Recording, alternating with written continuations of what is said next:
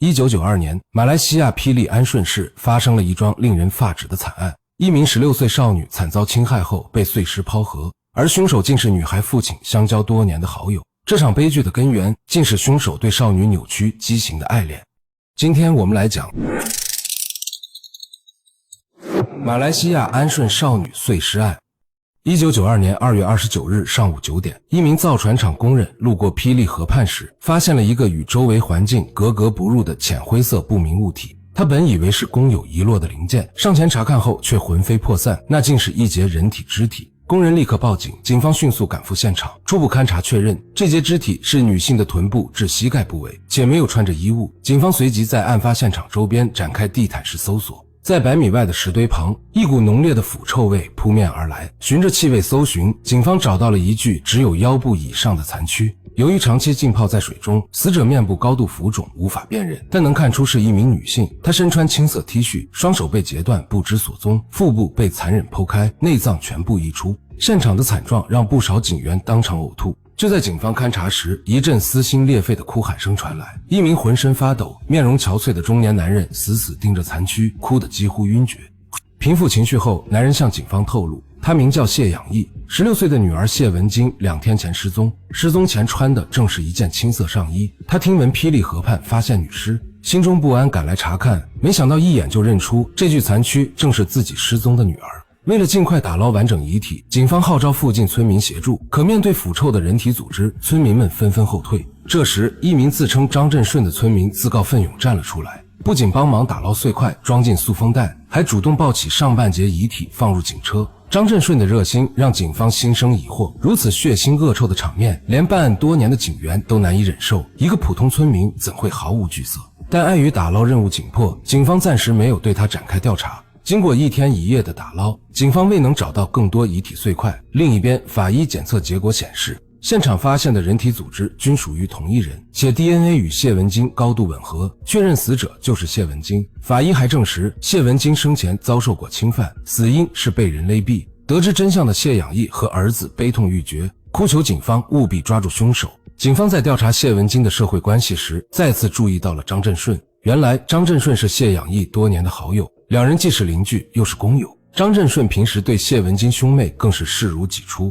此外，有警员回忆起，案发当天张振顺的胸口处有明显的抓痕，警方随即对张振顺展开讯问。面对关于抓痕的质疑，张振顺辩称是扫地时被树枝划伤，这个拙劣的谎言显然无法服众。1992年3月2日，警方以核实情况为由前往张振顺家中，这一查果然找到了关键线索。警方在其家中搜出疑似作案工具的柴刀、锯子和青色电线，还发现了谢文金的戒指、项链，而谢文金最爱的红色自行车就被丢弃在张振顺家的后门。最后，警方在张振顺卧室的木床上提取到残留血液， DNA 比对结果显示，这些血液正是属于谢文金，铁证如山。警方当即将张振顺缉拿归案。谢养义得知凶手是好友后如遭雷击，他怎么也想不通，这个平日里对女儿疼爱有加的叔父为何会痛下杀手。随着审讯深入，案件的真相浮出水面。张振顺出生于1957年，案发时35岁，他自幼丧母，父亲疏于管教，导致他性格孤僻扭曲。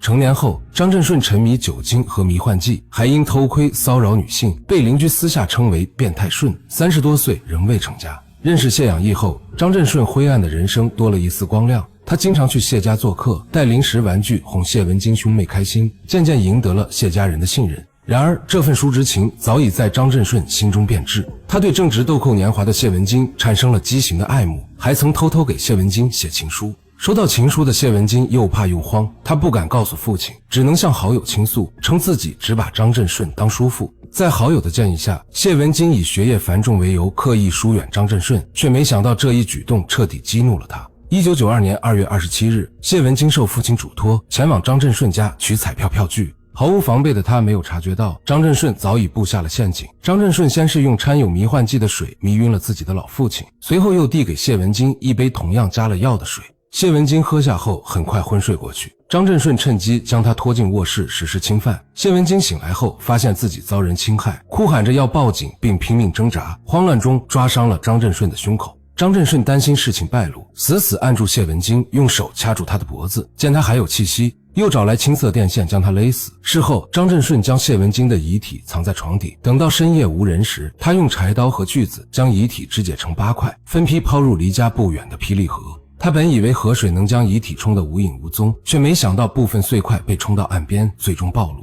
更令人毛骨悚然的是，谢文金并非张振顺的第一个目标。据其亲属和邻居透露，张振顺曾向自己的女儿和外甥女示爱，言语骚扰，只因女孩们及时告诉家人并得到警告，才侥幸逃过一劫。谢养义得知真相后悔恨不已，他狠狠抽打着自己的耳光，痛恨自己交友不慎，间接害死了女儿。谢文金生前是个活泼开朗、品学兼优的女孩，她面容姣好，待人礼貌，深受长辈和同学的喜爱。1985年，谢养义与妻子离婚后，独自抚养一双儿女。张振顺的出现曾让他以为是多了个可以依靠的朋友，却不料引狼入室。1992年3月3日，谢养义强忍悲痛为女儿举行葬礼。此前，一名垂钓者在司马登渡口对面发现了谢文金的右脚，但他的双手和左脚始终下落不明。无奈之下，谢养义只能为女儿装上纸扎的手脚，希望她能完整的入土。安顺市的市民们听闻此案后无不痛心，纷纷自发捐款，并请来9名高僧和5名道士，在谢文金遇害的地方举行了最高规格的大蒙山普渡仪式，为他超度亡魂。1992年3月14日，安顺推事庭认定张振顺谋害谢文金的事实，但张振顺的辩护律师以其精神状态为由，申请进行精神鉴定，案件因此拖延至1993年7月20日才正式开庭审讯。1994年6月3日，安顺推事庭判定张振顺谋杀罪名成立，将案件移交至怡保高级法庭审理。然而1995年6月26日，高级法庭却以张振顺作案时服用迷幻剂，丧失部分理智为由，改判其误杀罪名成立，最终判处监禁15年。张振顺入狱后，他75岁的老父亲张山龙成了孤家寡人。老人不仅要承受邻居的指责，还要频繁面对警方的搜查，精神和身体备受折磨。在张振顺判刑3周后，便在医院去世，而张振顺甚至没来得及申请出狱，为父亲送终。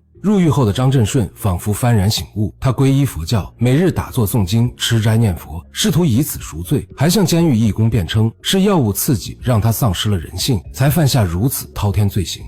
2004年，47岁的张振顺刑满释放，出狱后他没有返回安顺市，从此销声匿迹，无人知晓他的下落。而谢养义则始终活在丧女的痛苦和自责中，女儿的惨死成了他心中永远无法愈合的伤口。他长期失眠，患上了严重的神经衰弱，每晚只能依靠安眠药入睡。亲友们也对这件事避而不谈，生怕触碰他的痛处。这场悲剧的发生不仅源于凶手的扭曲与残暴，更暴露出性教育的缺失。谢文金在收到情书、遭受骚扰后，因害怕影响父亲和张振顺的关系，选择沉默，却没想到正是这份隐忍，让自己陷入了万劫不复的境地。这桩惨案也在警示世人，坏人从不会嫌弃孩子太小，及时的性教育和勇敢的反抗才是保护未成年人的重要防线。